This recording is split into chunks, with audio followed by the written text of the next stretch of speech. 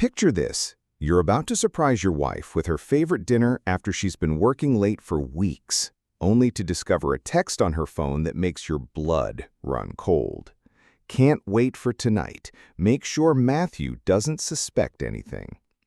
That message wasn't from her boss about a work presentation.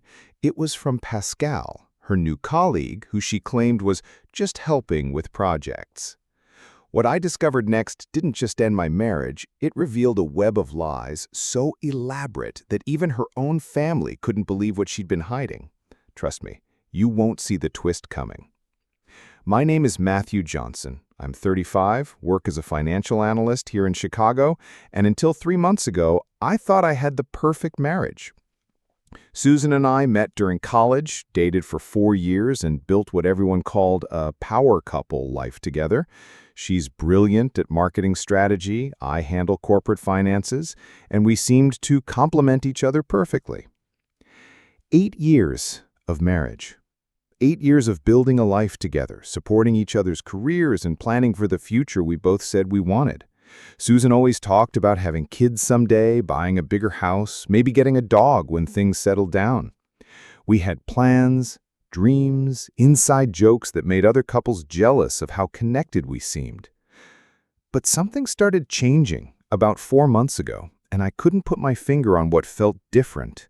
It started with small things. Susan began working later, staying at the office until 9 or 10 at night. When I asked about her projects, she gave vague answers about market research and client presentations that never seemed to have clear deadlines or specific outcomes.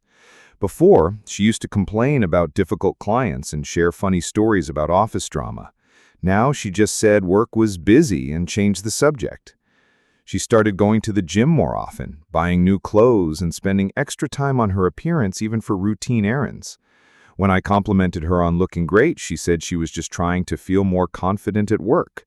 Fair enough, but confident for what exactly? Her performance reviews had always been excellent. Then Pascal joined her company. Pascal Mitchell transferred from their Boston office to head up some kind of innovative marketing initiative that Susan couldn't quite explain. Suddenly, every conversation included Pascal's insights, Pascal's experience with digital campaigns, Pascal's ideas about market expansion. She talked about him more than she talked about us. Pascal thinks we should pivot our strategy toward younger demographics, she'd say during dinner. Pascal has this amazing background in behavioral psychology. Pascal suggested this new approach that could revolutionize our client relationships. I started joking that Pascal seemed like the most interesting person in Chicago. Susan didn't find it funny. The lies began small, but grew more elaborate. Susan claimed she was working late, but when I drove past her office building around 9:30, the parking garage was nearly empty. She mentioned client dinners that lasted until midnight on weeknights, but she never came home smelling like restaurant food or alcohol. Her phone behavior changed completely. It was always face down now, and she started taking it with her everywhere, to the bathroom, to get coffee, even to check the mail.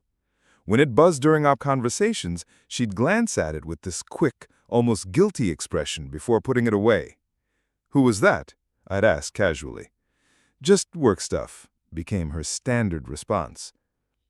2 months after Pascal's arrival, Susan announced she'd be working on a special project that required evening collaboration.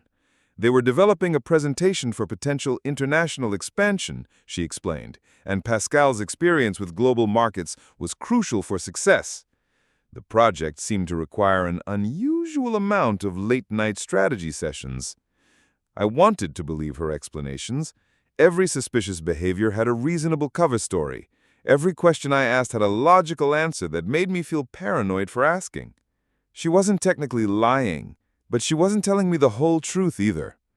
The woman who used to share every detail of her day now gave me polite summaries that felt rehearsed and distant. What happens when the person you trust most in the world starts treating you like a stranger in your own home?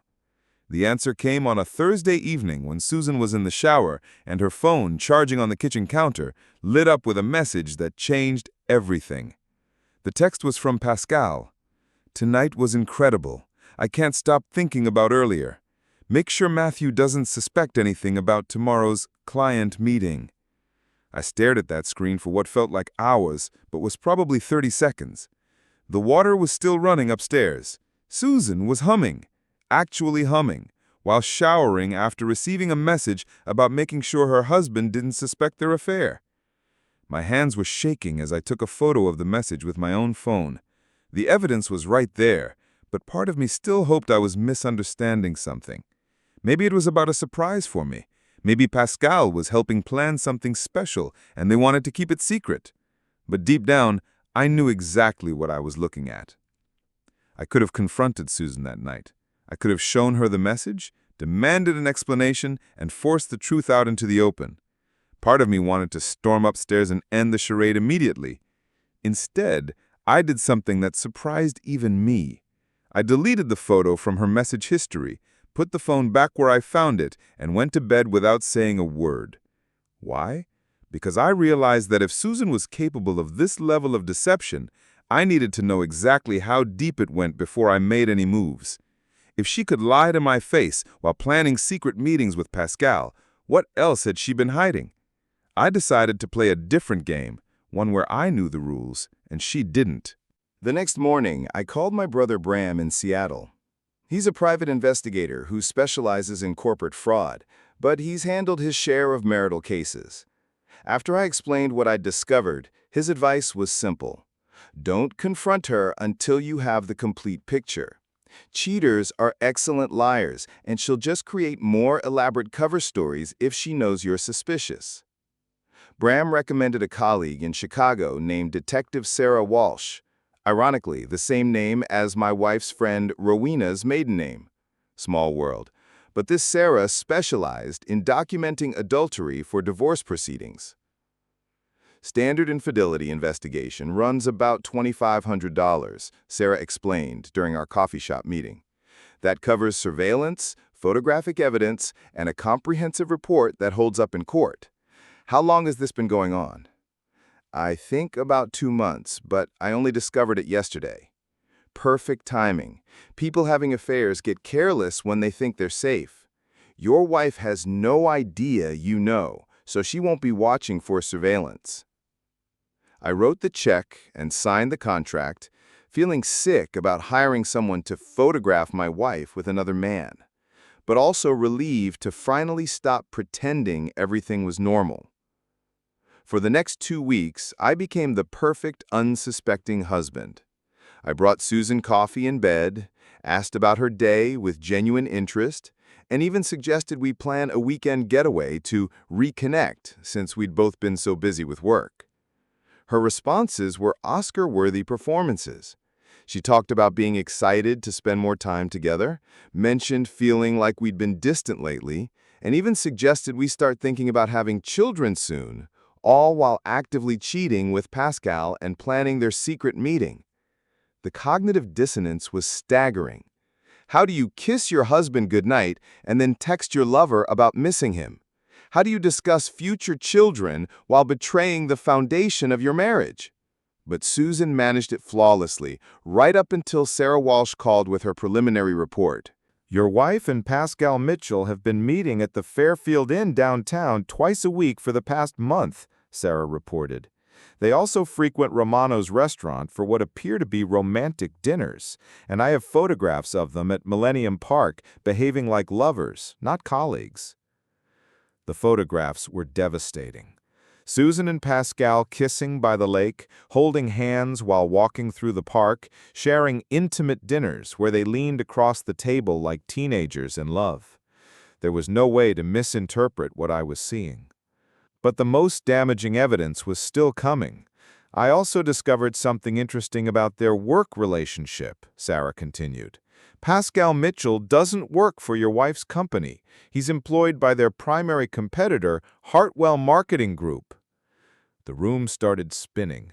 Not only was Susan cheating, but she was potentially sharing confidential information with someone who worked for their biggest rival.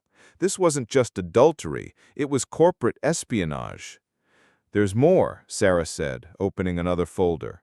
Your wife has been accessing client files and strategic documents that aren't related to her department. She's photographed proprietary information and met with Pascal immediately afterward. We have surveillance footage of these exchanges." Susan hadn't just betrayed our marriage. She'd betrayed her employer, her colleagues, and potentially broken several laws in the process. I spent 3 days processing what I'd learned before deciding how to handle it.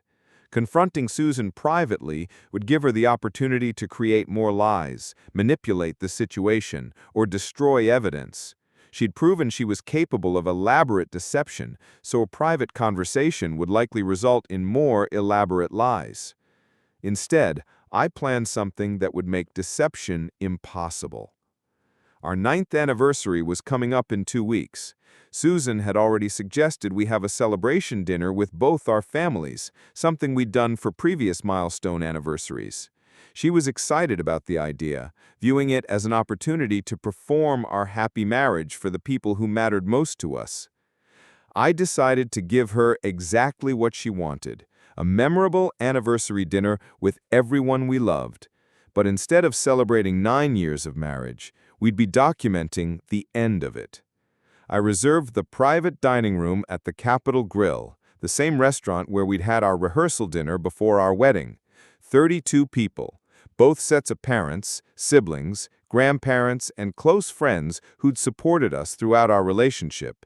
Sarah Walsh prepared presentation folders for each guest containing time-stamped photographs, surveillance reports, and documented evidence of Susan's affair and potential corporate crimes. Every piece of evidence was verified and organized for maximum impact. The dinner started perfectly. Susan wore the same dress she'd worn to our 3rd anniversary, looking beautiful and playing the role of devoted wife flawlessly.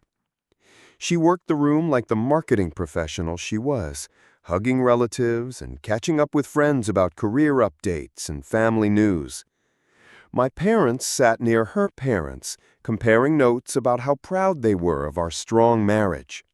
Brahm had flown in from Seattle for the occasion, bringing his wife and kids. Everyone knew they were here to celebrate something special, but they thought it was marital happiness and shared success. "You seem nervous," my mother observed, as I kept checking my watch during dinner. "Just want everything to be perfect," I replied, which was completely true. As dessert concluded and people settled in with coffee and after-dinner drinks, I stood up and tapped my wine glass to get everyone's attention. The room quieted, and 32 people turned toward me expectantly. Susan was glowing with anticipation, expecting me to give a romantic speech about our 9 years together, and maybe announce that we'd finally decided to start trying for children. "Thank you all for being here tonight," I began. "Susan and I wanted to celebrate our anniversary with the people who matter most to us, and we have some important information to share about our marriage." Susan squeezed my hand, her smile radiant with happiness and trust. "Before we talk about the future," I continued, reaching into my jacket for the presentation folders, "I think everyone should understand the complete truth about what our marriage has become." The smile began fading from Susan's face as I started distributing folders to increasingly confused guests. "These documents will explain everything you need to know about Susan's relationship with Pascal Mitchell from Hartwell Marketing Group and why our marriage is ending tonight." The silence was absolute as 32 people opened folders and found themselves looking at photographs of my wife kissing another man. Susan's mother dropped her folder, photographs scattering across the white tablecloth. My father was examining surveillance reports with the focused attention he usually reserved for legal contracts. Brahm was reading the corporate espionage evidence with professional interest and growing anger. The first section shows Susan and Pascal at various locations around Chicago over the past 6 weeks. The timestamps prove these meetings occurred during hours when Susan told me she was working late. "Matthew, please stop this," Susan whispered, but her voice carried no authority. She looked around the room at faces filled with shock, disappointment, and disgust. The second section documents Susan's unauthorized access to confidential company files and her sharing of this information with Pascal, who works for their primary competitor. This represents both adultery and potential corporate crimes. Susan's father was methodically reviewing every document, his face growing darker with each page. Her younger sister was crying quietly while staring at photographs that destroyed any illusions about her perfect older sister. "I filed for divorce this morning. The evidence in these folders will be used in legal proceedings for both the dissolution of our marriage and the criminal investigation into corporate espionage." Susan finally found her voice. "You hired people to spy on me. You violated my privacy and humiliated me in front of our families." "I documented your crimes," I replied evenly. "Everything in those folders represents evidence of what you chose to do to our marriage and your employer." She looked around the room at 32 people who now knew exactly who she really was. The performance was over, and there was no audience left to deceive. 6 months later, I signed the final divorce papers in my attorney's office. Susan had agreed to an uncontested divorce after the evidence made denial impossible. She'd also been terminated from her job and faced potential criminal charges for corporate espionage, though her former employer ultimately chose not to prosecute in exchange for her cooperation in securing their compromised information. The social consequences were devastating for her. Both our families cut contact after learning about her systematic deception. Her own parents were particularly ashamed that she'd risked criminal charges for an affair, something they saw as a complete betrayal of everything they'd taught her about integrity and professional ethics. Pascal had been terminated immediately when his employer discovered his role in obtaining confidential information from a competitor. His work visa was revoked, and he returned to France where he faced his own professional and legal consequences. Susan faced complete isolation as the story spread through Chicago's marketing community. Her reputation for dishonesty made finding new employment nearly impossible, while her betrayal of both personal and professional trust left her without the support system she'd taken for granted while planning her elaborate deception. I moved downtown and started rebuilding my life with friends who'd supported me through the divorce. Trust would take time to rebuild, but I was learning to recognize warning signs I'd ignored during my marriage. Sometimes the people closest to us are capable of the most devastating betrayals. But here's what I learned. When someone shows you who they really are through their actions, believe them the first time. The truth always comes out eventually, and it's better to face it on your own terms than to live in a lie that someone else is controlling. What would you do if you discovered your partner was living a completely double life? Have you ever had to make the choice between confronting someone privately or exposing them publicly? Share your thoughts in the comments below. If you enjoyed this story of hidden truths and calculated revenge, hit that like button and subscribe to Hidden Hearth for more real-life stories that prove truth really is stranger than fiction. Ring the notification bell so you never miss our weekly tales of betrayal, justice, and the complicated ways people navigate relationships when trust gets shattered. Until next time, remember, the hearth might be hidden, but the fire always burns bright.